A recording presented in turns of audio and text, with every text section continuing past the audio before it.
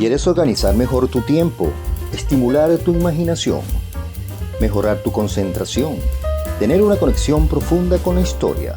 El audiolibro es el mejor aliado de viajes. Te acompaña a todos lados. Es tu compañero perfecto. Por eso te invito a escuchar Lecturadio, el podcast donde leerás escuchando novelas, biografías, leyendas, noticias, crónicas y algo más. Sé que hay motivo para todo. Tal vez en el momento en que se produce un hecho no contamos con la penetración psicológica ni la prevención necesaria para comprender las razones, pero con tiempo y paciencia saldrán a la luz. Así ocurrió con Catherine. La conocí en 1980, cuando ella tenía 27 años. Vino a mi consultorio buscando ayuda para su ansiedad, sus fobias, sus ataques de pánico. Aunque estos síntomas la acompañaban desde su niñez, en el pasado reciente habían empeorado mucho. Día a día se encontraba más paralizada emocionalmente, menos capaz de funcionar. Estaba aterrorizada y comprensiblemente deprimida, en contraste con el caos de su vida en esos momentos. Mi existencia fluía con serenidad.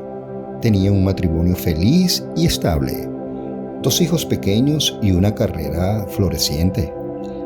Desde el principio mismo mi vida pareció seguir siempre un camino recto. Crecí en un hogar con amor. El éxito académico se presentó con facilidad y apenas ingresando en la facultad había tomado ya la decisión de ser psiquiatra. Me gradué en la Universidad de Columbia, Nueva York, en 1966, con todos los honores. Proseguí mis estudios en la Escuela de Medicina de la Universidad de Yale, donde recibí mi diploma de médico en 1970.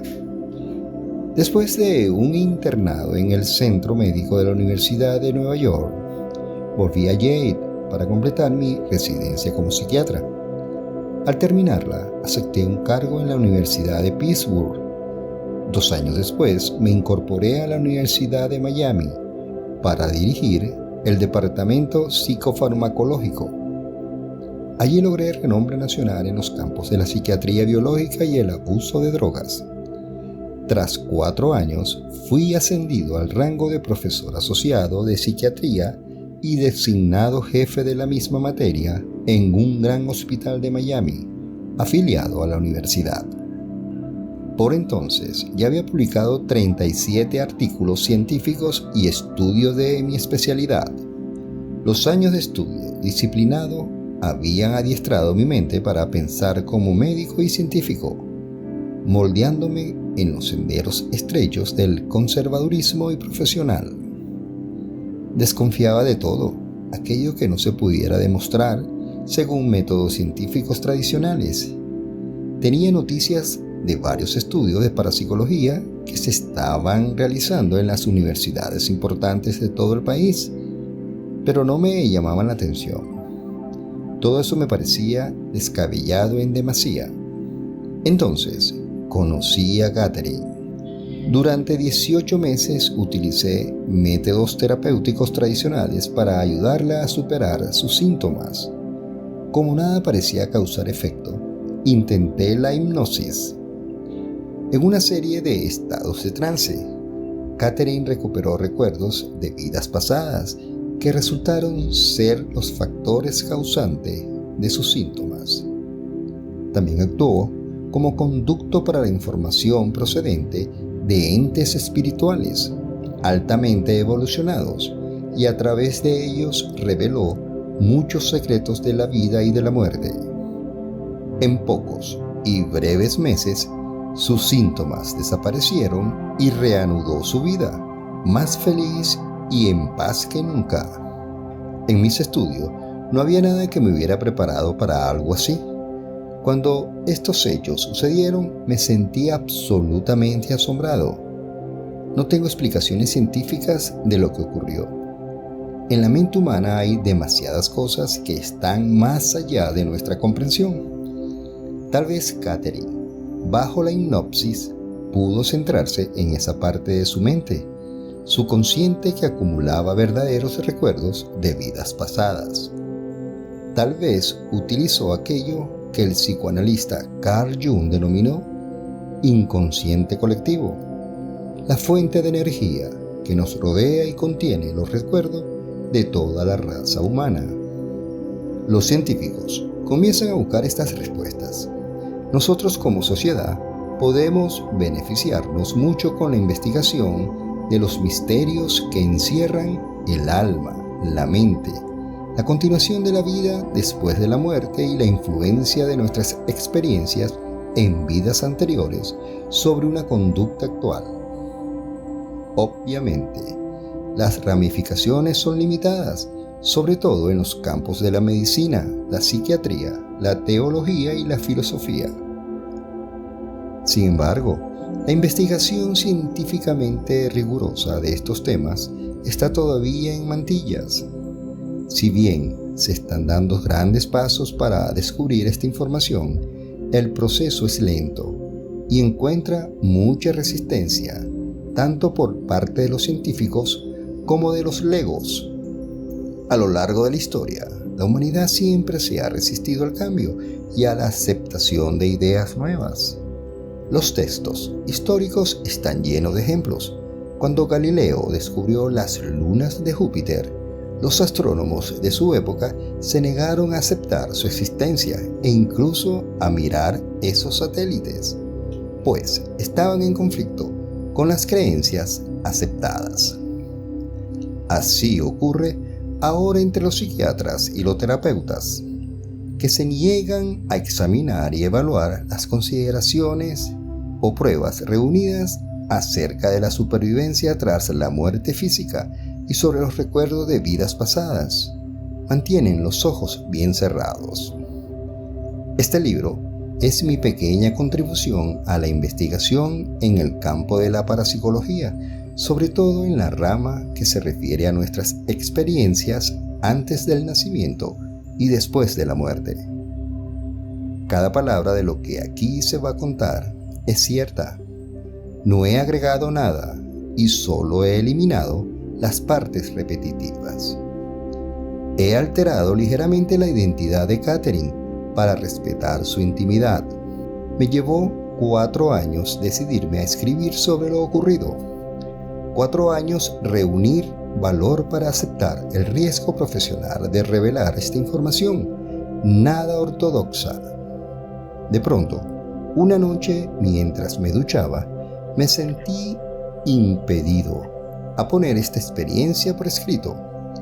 Tenía la fuerte sensación de que era el momento correcto, de que no debía retener la información por más tiempo. Las lecciones que había aprendido estaban destinadas también a otros. No me habían sido dadas para que las mantuvieran en secreto. El conocimiento había llegado por medio de Catherine y ahora debía pasar a través de mí. Comprendí que, de cuántas consecuencias pudiera sufrir, ninguna sería tan devastadora como no compartir el conocimiento adquirido sobre la inmortalidad y el verdadero sentido de la vida. Salí a toda carrera del baño y me senté ante mi escritorio con el montón de cintas grabadas durante mis sesiones con Catherine. En las horas de la madrugada pensé en mi viejo abuelo húngaro que había muerto durante mi adolescencia. Cada vez que yo confesaba tener miedo de correr un riesgo, él me alentaba amorosamente, repitiendo su expresión favorita en nuestro idioma. ¿Qué diablos?, decía, con acento extranjero. ¿Qué diablos? Cuando vi a Catherine por primera vez, ella lucía un vestido de color carmesí intenso y hojeaba nerviosamente una revista en mi sala de espera. Era evidente que estaba sofocada. Había pasado los 21 minutos anteriores paseándose por el pasillo, frente a los consultorios del departamento de psiquiatría, tratando de convencerse de que debía asistir a su entrevista conmigo en vez de echar a correr. Fui a la sala de espera para saludarla y nos estrechamos la mano. Noté que las suyas estaban frías y húmedas. lo cual confirmaba su ansiedad. En realidad, había tenido que reunir valor durante meses para pedir esa cita conmigo. Pese a que 2 médicos del personal, hombres en quienes ella confiaba, le habían aconsejado insistentemente que me pidiera ayuda, finalmente allí estaba. Katherine es una mujer extraordinariamente atractiva, de ojos color avellana y pelo rubio, medianamente largo. Por esa época trabajaba como técnica de laboratorio en el hospital donde yo era jefe de psiquiatría. También se ganaba un sobresueldo como modelo de trajes de baño. La hice pasar a mi consultorio y la conduje hasta un gran sillón de cuero que había tras del diván. Nos sentamos frente a frente, separados por mi escritorio semicircular. Katherine se reclinó en su sillón, callada, sin saber por dónde empezar. Yo esperaba, pues prefería que fuera ella misma quien eligiera el tema inicial. No obstante, al cabo de algunos minutos, empecé a preguntarle por su pasado. En esa primera visita, comenzamos a desentrañar quién era ella y por qué acudía a verme. En respuesta a mis preguntas, Katherine reveló la historia de su vida. Era la segunda de 3 hijos, criada en el seno de una familia católica conservadora, en una pequeña ciudad de Massachusetts. Su hermano, 3 años mayor que ella, era muy atlético y disfrutaba de una libertad que a ella nunca se le permitió. La hermana menor era la favorita de ambos padres. Cuando empezamos a hablar de sus síntomas, se puso notablemente más tensa y nerviosa. Comenzó a hablar más deprisa y se inclinó hacia adelante, con los codos apoyados en la mesa. Su vida siempre había estado repleta de miedos. Tenía miedo del agua, tenía tanto miedo de asfixiarse que no podía tragar las píldoras. También le asustaban los aviones y la oscuridad. Le aterrorizaba la idea de morir. En los últimos tiempos, esos miedos habían comenzado a empeorar. A fin de sentirse a salvo, solía dormir en el amplio ropero de su apartamento. Sufría de 2 o 3 horas de insomnio antes de poder conciliar el sueño. Una vez dormida, su sueño era ligero y agitado. Se despertaba con frecuencia. Las pesadillas y los episodios de sonambulismo que habían atormentado su infancia empezaban a repetirse. A medida que los miedos y los síntomas la iban paralizando cada vez más, mayor era su depresión. Mientras Katherine hablaba, percibí lo profundo de sus sentimientos. En el curso de los años, yo había ayudado a muchos pacientes como ella a superar el tormento de los miedos. Por eso confiaba en poder prestarle la misma ayuda. Decidí que comenzaríamos por ahondar en su niñez, buscando las raíces originarias de sus problemas. Por lo común, este tipo de indagación ayuda a aliviar la ansiedad. En caso de necesidad, y si ella lograba tragar píldoras, le ofrecería alguna medicación suave contra la ansiedad para que estuviera más cómoda. Era el tratamiento habitual para sus síntomas, y yo nunca vacilaba en utilizar sedantes y hasta medicamentos antidepresivos para tratar las ansiedades y los miedos crónicos y graves. Ahora recurro a ellos con mucha moderación y solo durante breves periodos, si acaso. No hay medicamento que pueda llegar a las verdaderas raíces de estos síntomas. Mis experiencias con Katherine y otros pacientes como ella así me lo han demostrado. Ahora sé que se puede curar, en vez de limitarse a disimular o enmascarar los síntomas. Durante esa primera sesión, yo trataba con suave insistencia de hacerla volver a la niñez. Como Katherine recordaba asombrosamente pocos hechos de sus primeros años, me dije que debía analizar la posibilidad de utilizar la hipnoterapia como una posible forma de abreviar el tratamiento para superar esa represión. Ella no recordaba ningún momento especialmente traumático de su niñez, que explicara esos continuos miedos en su vida. En tanto, ella se esforzaba y abría su mente para recordar, iban emergiendo fragmentos aislados de memoria. A los 5 años había sufrido un ataque de pánico cuando alguien le empujó desde un trampolín a una piscina. No obstante, dijo que incluso antes de ese incidente no se había sentido nunca cómoda en el agua. Cuando Katherine tenía 11 años, su madre había caído en una depresión grave. El extraño modo en que se alejaba de su familia hizo que fuera necesario consultar con su psiquiatra y someterla a un electrochoque.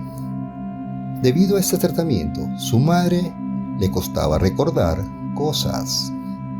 La experiencia asustó a Katherine, pero aseguraba que cuando su madre mejoró y volvió a ser como siempre, esos miedos se disiparon. Su padre tenía un largo historial de excesos alcohólicos. A veces, el hijo mayor tenía que ir al bar del barrio para recogerlo. El creciente consumo del alcohol lo llevaba a reñir frecuentemente con la madre de Katherine, quien entonces se volvía retraída y malhumorada. Sin embargo, la muchacha consideraba eso como un patrón familiar aceptado. Fuera de la casa, todo iba mejor. En la escuela secundaria, salía con muchachos y mantenía un trato fácil con sus amigos, a la mayoría de los cuales conocía desde varios años atrás. Sin embargo, resultaba difícil confiar en la gente, sobre todo en quienes no formaban parte del reducido círculo de sus amistades. En cuanto a la religión, para ella era simple y no se planteaba dudas.